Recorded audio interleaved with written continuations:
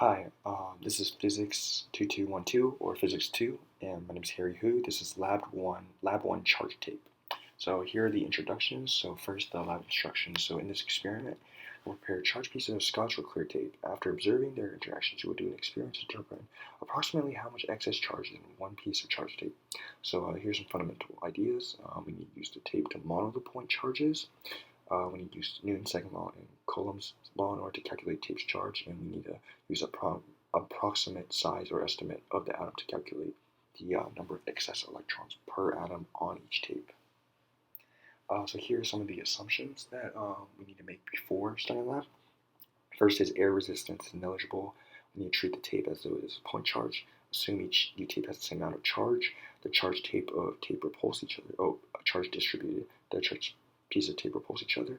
The charge on the tape was 1.34 times 10 to the negative 8 C. Charged pieces of tapes are positive charge, and each tape has about 8.37 times 10 to the power 10 number of electrons.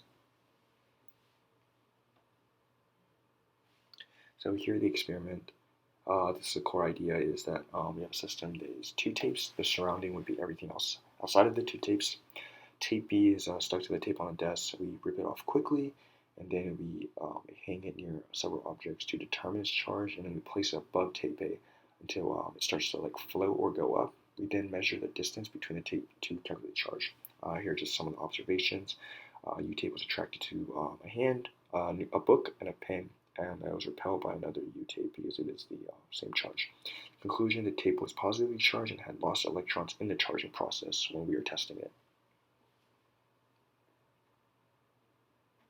So just a continuation of our experiment. This is our data. So tape mass, 0.0000221 kilograms, length 0.221 meters, width 0.0190 meters, distance between tape was 0.0273 meters, force of gravity was 0.00217 newtons, and the tape charge was 1.34 times 10 to the power negative 8 C.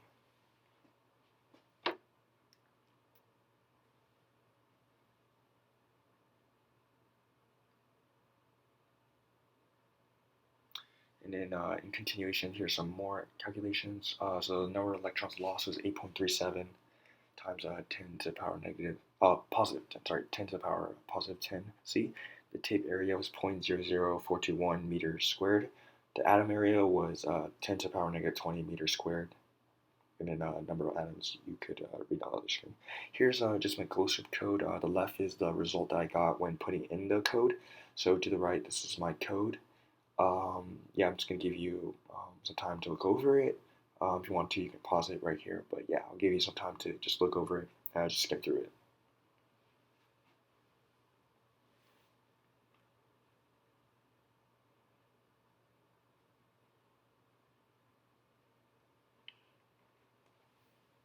So some of the errors we might have that was the tape charge might have been different.